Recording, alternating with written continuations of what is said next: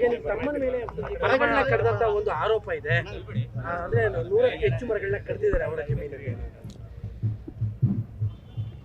ಇತ್ತೀಚೆಗೆ ಸಂಸತ್ತಿನಲ್ಲಿ ನಡೆದಂಥ ಘಟನೆಯ ನಂತರ ನಮ್ಮ ಮೈಸೂರಿನಲ್ಲಿ ವಿಶೇಷವಾಗಿ ಕಾಂಗ್ರೆಸ್ಸಿಗರು ಅವ್ಯಾಹತವಾಗಿ ನನ್ನ ಮೇಲೆ ವೈಯಕ್ತಿಕ ದಾಳಿಯನ್ನು ಮಾಡ್ತಾ ಇದ್ದಾರೆ. ಕಾಂಗ್ರೆಸ್ಸಿನ ಕಾರ್ಡ್ ಹೋಲ್ಡರಿಂದ ಮುಖ್ಯಮಂತ್ರಿವರೆಗೂ, ಮುಖ್ಯಮಂತ್ರಿಯ ಸುಪುತ್ರನವರೆಗೂ ಪ್ರತಿಯೊಬ್ಬರು ಕೂಡ ನನ್ನ ಮೇಲೆ ಆಕ್ರಮಣವನ್ನು ಮಾಡ್ತಾ ಇದ್ದಾರೆ. ನಾನು ಇದ್ರ ಬಗ್ಗೆ ಮೊನ್ನೆ 24ನೇ ತಾರೀಕು ಸ್ಪಷ್ಟನೆಯನ್ನು ಕೂಡ ಕೊಟ್ಟಿದ್ದೀನಿ. ನನ್ನ ಕೈಗೆ ಒಂದು ಬಾಂಬನ್ನು ಇಟ್ಟು, ನನ್ನ ಫೋಟೋದ ಕೈಗೆ ಬಾಂಬ್ ಇಟ್ಟು, ತಲೆ ಮತ್ತು ಕುತ್ತಿಗೆ ಸುತ್ತ ಮುಸಲ್ಮಾನರ ಶಾಲನ್ನು ಹಾಕಿ ನನ್ನನ್ನು ಒಂದು ರೀತಿ ಭಯೋತ್ಪಾದಕ ಅಂತ ಅನ್ನೋ ರೀತಿಯಲ್ಲಿ ಬಿಂಬಿಸುವಂಥ ಕೆಲಸವನ್ನು ಕಾಂಗ್ರೆಸ್ಸಿಗರು ಮಾಡಿರು. ಯಾವ ಕಾಂಗ್ರೆಸ್ಸಿಗರು ಮುಸಲ್ಮಾನರನ್ನು ಓಲೈಸೋದಕ್ಕೋಸ್ಕರ ಎಲ್ಲ ರಾಜಕಾರಣವನ್ನು ಮಾಡ್ತಾರೋ ಅದೇ ಕಾಂಗ್ರೆಸ್ಸಿಗರು ನನಗೆ ಮುಸಲ್ಮಾನರ ಶಾಲು ಟೋಪಿ ಕೈಗೆ ಬಾಂಬ್ ಕೊಟ್ಬಿಟ್ಟು ಮುಸಲ್ಮಾನರೆಲ್ಲ ಭಯೋತ್ಪಾದಕರು ಅನ್ನೋ ರೀತಿಯಲ್ಲಿ ಅವರಿಗೂ ಅವಹೇಳನ ಮಾಡಿದರು. ಹಾಗೂ ನನ್ನನ್ನು ಕೂಡ ಆ ರೀತಿ ಬಿಂಬಿಸುವಂಥ ಪ್ರಯತ್ನವನ್ನು ಮಾಡಿದರು. ನಾನು 24ನೇ ತಾರೀಕು ಹೇಳಿಕೆಯನ್ನು ಕೊಟ್ಟೆ. ಬೆಟ್ಟದಲ್ಲಿ ಕೂತ್ಕೊಂಡಿರುವಂತಹ ತಾಯಿ ಚಾಮುಂಡೇಶ್ವರಿ, ಬ್ರಹ್ಮಗಿರಿಯಲ್ಲಿ ಹುಟ್ಟುವಂಥ ಕಾವೇರಿ ತಾಯಿ, ಕಳೆದ 9.5 ವರ್ಷಗಳಿಂದ ನನ್ನ ಕೆಲಸವನ್ನು ನೋಡಿರುವಂತಹ ಮೈಸೂರು ಮತ್ತು ಕೊಡಗಿನ ಜನ, ಕಳೆದ 20 ವರ್ಷಗಳಿಂದ ನನ್ನ ಲೇಖನಗಳನ್ನು ಓದ್ಕೊಂಡು ಬಂದಿರುವಂತಹ ಕರ್ನಾಟಕದ ಓದುಗ ಅಭಿಮಾನಿಗಳು ತೀರ್ಮಾನವನ್ನು ಕೊಡ್ತಾರೆ 2024 ಏಪ್ರಿಲ್ನಲ್ಲಿ ನಡೆಯುವಂತಹ ಮತದಾನದ ವೇಳೆ ಅಂತ ನಾನು ಹೇಳಿದೆ.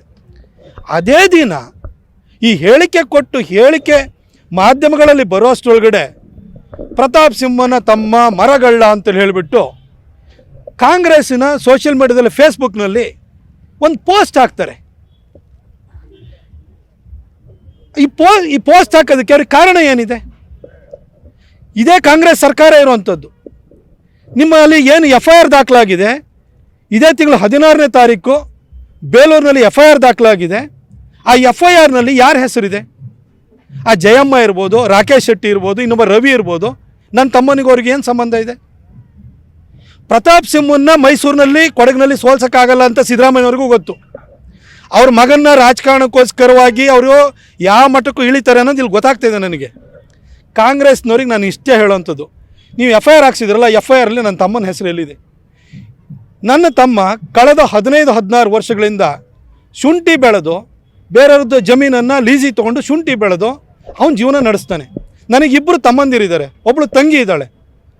ಮೈಸೂರಿನವರು ಹಾಗೂ ಕೊಡಗಿನವರು ನನ್ನ ತಮ್ಮಂದಿರನ್ನ ತಂಗಿನ ನೋಡಿದ್ದಾರೆ. ನನಗೆ ಎಷ್ಟು ಜನ ತಮ್ಮಂದಿರಿದ್ದಾರೆ, ತಂಗಿ ಇದ್ದಾರೆ ಅಂತ ಗೊತ್ತಾ?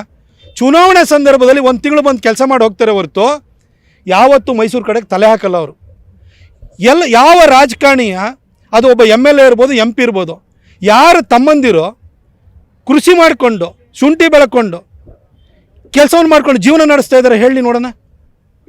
ಯಾವ MLA ತಮ್ಮ ಅಥವಾ ಅವ್ರ ಕುಟುಂಬದವರು ಅವರಂತ ಎಲ್ಲ ವ್ಯವಹಾರಗಳಲ್ಲಿ ಅವ್ರ ರಾಜಕಾರಣದಲ್ಲಿ ಭಾಗಿಯಾಗಿಲ್ಲ ಅಂತ ಎಷ್ಟು ಜನ ಎದೆ ತಟ್ಕೊಂಡು ಹೇಳ್ತಾರೆ ನೋಡೋಣ? ನಾನು ಹೇಳ್ಕೊಳ್ತೀನಿ, ನನ್ನ ತಮ್ಮಂದಿರು ಯಾವುದೇ ಕಾರಣಕ್ಕೂ 10 ವರ್ಷದಿಂದ ಮೈಸೂರು ಕಡೆಗೆ ರಾಜಕಾರಣಕ್ಕೆ ಯಾವತ್ತೂ ತಲೆ ಹಾಕಿಲ್ಲ. ಕಷ್ಟ ಪಡ್ಕೊಂಡು ಅವರು ದುಡಿದು ಕೃಷಿ ಮಾಡಿಕೊಂಡು ಬದುಕ್ತಾ ಇದ್ದಾರೆ. ಆ FIRಲ್ಲಿ ಬೇರೆಯವ್ರ ಹೆಸರಿದೆ. ನನ್ನ ತಮ್ಮನ್ನು ಯಾಕೆ ಹೇಳ್ಕೊಂಬರ್ತಾ ಇದ್ದಾರೆ? ಆ ಜಮೀನಿಗೆ ಅಲ್ಲಿ ಶುಂಠಿ ಬೆಳೆಯೋದಕ್ಕೋಸ್ಕರ ಜನವರಿ 24ನೇ ತಾರೀಕಿಂದ 2025 ಜುಲೈವರೆಗೂ ಅವ್ನು ಲೀಸ್ ಮಾಡ್ಕೊಂಡಿದ್ದಾನೆ. ಅದು ಜನವರಿ 24ರಿಂದ ಪ್ರಾರಂಭ ಆಗುತ್ತೆ. ಆ ಜಾಗದಲ್ಲಿ ಇದ್ದಂಥ ಕಾಡು ಮರಗಳನ್ನು ಅವ್ರ ಓನರು ಯಾರಿಗೋ ಕೊಟ್ಟು ರವಿಯನ್ನನ್ನು ಕಡ್ಕೊಂಡೋಗಿ ಅವನ ಮೇಲೆ FIR ಆಗಿದೆ. ಅದಕ್ಕೂ ನನ್ನ ತಮ್ಮಂಗೂ ಏನು ಸಂಬಂಧ? ಪ್ರತಾಪ್ ಸಿಂಹನ ಅವಹೇಳನ ಮಾಡಬೇಕು, ಪಾರ್ಲಿಮೆಂಟು ಮೇಲೆ ಅಲ್ಲಿ ನಡೆದಂಥ ಘಟನೆ ಅಂತ ತೊಗೊಂಡ್ರು. ಅದಾದ ಮೇಲೆ ಅವನ ತಮ್ಮ ಮರಗಳ ಅಂತ ಹೇಳಕ್ಕೆ ಬಂದರು. ನಿಮ್ಮದೇ ಪೊಲೀಸ್ ಇಲಾಖೆ ಇದೆ, ನಿಮ್ಮದೇ ಅರಣ್ಯ ಖಾತೆ ಸಚಿವರಿದ್ದಾರೆ, ಮಾನ್ಯ ಮುಖ್ಯಮಂತ್ರಿಗಳು ನೀವೇ ಇದ್ದೀರಿ, ತನಿಖೆ ಮಾಡಿ. ಯಾಕೆ ಕಾಂಗ್ರೆಸ್ ಸೋಷಿಯಲ್ ಮೀಡಿಯಾದಲ್ಲಿ ನೀವು ಪೋಸ್ಟ್ ಹಾಕ್ತೀರಿ? ನಿಮ್ಮ ಹತ್ರನೇ ಇದೆಯಲ್ವಾ, ಎಲ್ಲ ವ್ಯವಸ್ಥೆ ನಿಮ್ಮ ಹತ್ರ ಇದೆಯಲ್ಲ, ಅಡ್ಮಿನಿಸ್ಟ್ರೇಷನ್ ನಿಮ್ಮ ಕೈಯಲ್ಲಿ ಇದೆಯಲ್ವಾ? ಯಾಕೆ ನನ್ನ ಮೇಲೆ ಇಷ್ಟೊಂದು ನಿಮಗೆ ದ್ವೇಷ?